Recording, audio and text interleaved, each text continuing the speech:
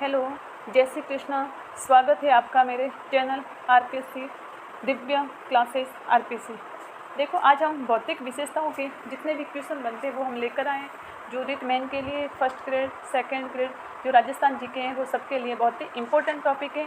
इनमें से प्रश्न एक रूप बनते हैं। जो जितने भी आए हुए प्रश्न हैं और जो नवीन प्रश्न हैं वो हम लेकर आए। तो चलो शुरू करते हैं। इससे पहले अगर आपको मेरा वीडियो पसंद आए तो प्लीज़ मेरे वीडियो को लाइक कीजिए, मेरे चैनल को सब्सक्राइब कीजिए। तो चलो शुरू करते हैं। राजस्थान की भौतिक विशेषताएं। राजस्थान की भौतिक विशेषताओं में पहला क्वेश्चन हमारा, अरावली की निम्नलिखित पर्वत चोटियों को उनकी ऊंचाई के अनुसार आरोही क्रम में व्यवस्थित करना है। देखो सज्जनगढ़, इसमें हमारा आंसर होगा बी आंसर हमारा सही आंसर है। क्योंकि देखो सज्जनगढ़, रघुनाथगढ़, कुंभलगढ़ और अचलगढ़, सबसे छोटी जो छोटी है वह है सज्जनगढ़ 938 मीटर, फिर रघुनाथगढ़ 1055, फिर कुंभलगढ़ 1224 और अचलगढ़ 1380। तो इसमें हमारा सही आंसर है बी। प्रश्न संख्या 2 हमारा है, थार के मरुस्थल को विश्व के शक्ति ग्रह की संज्ञा दी गई है। प्रश्न संख्या हमारी 2 क्या है? कथन और कारण। कथन ए, थार के मरुस्थल को विश्व के शक्ति ग्रह की संज्ञा दी गई, सही कथन है। थार के मरुस्थल में परंपरागत ऊर्जा संसाधन की प्रधानता है। तो कथन ए और आर दोनों सही है, लेकिन आर ए की व्याख्या नहीं करता। देखो इसमें क्या, थार के मरुस्थल को विश्व का शक्ति ग्रह क्या जाता है? क्योंकि वहाँ पर बहुत सारे पेट्रोलियम के भंडार मिले, इसलिए कहा जाता है। थार के मरुस्थल में परंपरागत ऊर्जा संसाधन की प्रधानता है। कथन तो दोनों सही है, लेकिन इसका ये व्याख्या नहीं करता कि इसके कारण इसको शक्ति ग्रह कहा गया। इसमें हमारा सही आंसर है बी। प्रश्न संख्या 3, निम्नलिखित में से थार मरुस्थल के भाग। प्रश्न संख्या 3 क्या है कि निम्नलिखित में से थार मरुस्थल के भाग हैं। अब देखो थार के मरुस्थल के कौन कौन से भाग हैं? गोडवाड़ प्रदेश, शेखावटी प्रदेश, बनास का मैदान या घग्गर का मैदान। तो थार के मरुस्थल के भाग गोडवाड़ प्रदेश है, शेखावटी प्रदेश है और घग्गर का मैदान है, लेकिन बनास का बेसिन ये भाग नहीं है। तो हमारा सही आंसर है 1, 2 और 4 सी। प्रश्न संख्या 4 है, नाकोड़ा पर्वत को निम्नलिखित में से किस और नाम से भी जाना जाता है? जो नाकोड़ा पर्वत है उसको और किस नाम से जाना जाता है? तो नाकोड़ा पर्वत तो उसे 56 की पहाड़ियों के नाम से जाना जाता है। इसका सही आंसर है ए, 56 की पहाड़ियाँ। प्रश्न संख्या 5 है, अरावली पर्वत श्रेणी निकटवर्ती। देखो प्रश्न संख्या 5 हमारा, अरावली पर्वत श्रेणी निकटवर्ती क्षेत्रों में मरुस्थलीकरण के प्रसार को सीमित करती है। हाँ, ये तो सही कथन है कि जो अरावली पर्वतमाला है वो मरुस्थल के प्रचार को रोकती है। अरावली पर्वत श्रेणी संपूर्ण राज्य में दक्षिण पश्चिम से उत्तर पूर्व के अविच्छिन्न फैली हुई है। हाँ, ये भी कथन सही है। ये दोनों कथन सही है, तो इसका सही आंसर हमारा ए और आर दोनों सही है और आर ए का सही व्याख्या भी करता है। अब देखो प्रश्न संख्या हमारी 6, प्रश्न संख्या 6, निम्नलिखित। प्रश्न संख्या 6 हमारा है अभी, निम्नलिखित में कौन सा समतल उच्च मैदान हेरोन महोदय द्वारा तृतीय पैनी कल्प के रूप में पहचाना गया? अब देखो तृतीय पैनी कल्प के रूप में हेरोन महोदय के द्वारा पहचाना गया है। तो इसमें कौन सा प्रदेश है? वह है मेवाड़ का मैदान, 56 का मैदान, बनास बेसिन या मालपुरा करौली का मैदान। तो हेरोन महोदय के द्वारा जो तृतीय पैनी प्लेन के रूप में पहचाना गया है वह है मालपुरा करौली का मैदान। मालपुरा करौली का मैदान वो तृतीय पैनी कल्प के रूप में पहचाना गया है। अब हमारा प्रश्न संख्या 7, राजस्थान के किस प्रदेश में बीहड़ मिलते हैं? कि राजस्थान के किस प्रदेश में बीहड़ मिलते हैं? बनास, माही, लूणी या चंबल। तो जो बीहड़ मिलते हैं वो हमारे चंबल बेसिन के अंदर सर्वाधिक बीहड़ मिलते हैं। अब देखो प्रश्न संख्या 8 हमारा है, निम्नलिखित में से कौन सा एक कारण राजस्थान में मरुस्थलीकरण का नहीं है? इसमें कहा गया है कि कौन सा कारण है जो मरुस्थलीकरण का नहीं है?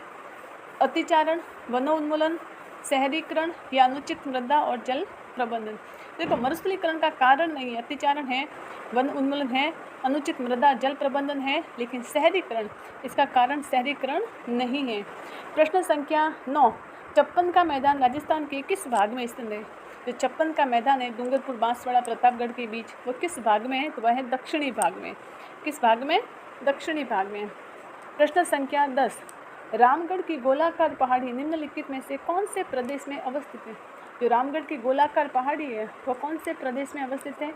शेखावटी प्रदेश, हाड़ौती का पठार, 56 मैदान या घग्गर मैदान। जो रामगढ़ बूंदी वाला भाग है वो हाड़ौती के पठार में अवस्थित है। प्रश्न संख्या 11, थार के मरुस्थल में पाए जाने वाले अर्धचंद्राकार रेत के टीलों को क्या कहते हैं? जो थार के मरुस्थल में अर्धचंद्राकार रेत के टीले पाए जाते हैं उसको क्या कहते हैं? बरखान, सम, रण या खड़िन। जो अर्धचंद्राकार रेत के टीले उनको कहते हैं बरखान। प्रश्न संख्या 12, अरावली पर्वत के संबंध में गलत तथ्य की पहचान करें। देखो अरावली, प्रश्न संख्या 12 है, इसमें कहा गया अरावली पर्वतमाला के बारे में गलत कथन के बारे में हमें गलत तथ्य की पहचान करना है कि गलत कथन कौन सा है। ए, ये विश्व की प्राचीनतम पर्वतों में से एक है, ये सही बात है। इसकी कुल लंबाई 820 किलोमीटर नहीं, 820 नहीं, इसकी कुल लंबाई है 920 किलोमीटर। इसका अधिकांश भाग राजस्थान राज्य में, हाँ। इसकी सबसे ऊंची चोटी गुरु शिखर है, हाँ। तो इसका हमारा सही आंसर है बी, जो गलत कथन है। प्रश्न संख्या 13, राजस्थान में स्थित थार मरुस्थल में कौन सा बालू का स्तूप का प्रकार नहीं है? कि राजस्थान में कौन सा बालू का स्तूप नहीं है? पैराबोलिक, तारा, बरखान या घोराउड। तो जो घोराउड है वो राजस्थान में स्थित नहीं है। प्रश्न संख्या 14, निम्नलिखित में से कौन सी पहाड़ियाँ राजस्थान में विंध्य पर्वत श्रेणियों का विस्तार है? विंध्य पर्वत श्रेणियों का विस्तार, तो मुकुंदरा की पहाड़ियाँ जो कोटा झालावाड़ में, डोरा पर्वत जालोर में, अलवर पर्वत या गिरवा पर्वत नहीं, तो विंध्य पर्वत श्रेणी में विस्तार है मुकुंदरा की पहाड़ियाँ। प्रश्न संख्या 15, गोडवाड़ प्रदेश राजस्थान के किस वृत्त भूभाग का एक हिस्सा है? जो गोडवाड़ प्रदेश है राजस्थान के किस वृत्त भू आकृतिक विभाग का भाग है? तो पूर्वी मैदानी प्रदेश, पश्चिमी शुष्क प्रदेश, हाड़ौती का पठार या घग्गर का मैदान। तो जो गोडवाड़ प्रदेश है वह हमारे पश्चिमी शुष्क प्रदेश का हिस्सा है। आगे का प्रश्न संख्या 16, निम्नलिखित में से कौन सी नदी बेसिन राजस्थान की पूर्वी मैदानी प्रदेश का भाग नहीं है? जो पूर्वी मैदानी प्रदेश उसका भाग नहीं है, बनास बाणगंगा बेसिन, चंबल बेसिन, मध्य माही बेसिन या लूणी बेसिन। तो इसका सही आंसर है हमारा लूणी बेसिन, क्योंकि लूणी बेसिन है वह पश्चिमी शुष्क मैदान का भाग है। प्रश्न संख्या 17, चारों ओर से पहाड़ियों से बने हुए उदयपुर बेसिन को स्थानीय भाषा में किस नाम से पुकारा जाता है? जो चारों ओर की पहाड़ियाँ हैं, उदयपुर बेसिन को स्थानीय भाषा में किस नाम से जाना जाता है? तो गिरवा के नाम से जाना जाता है।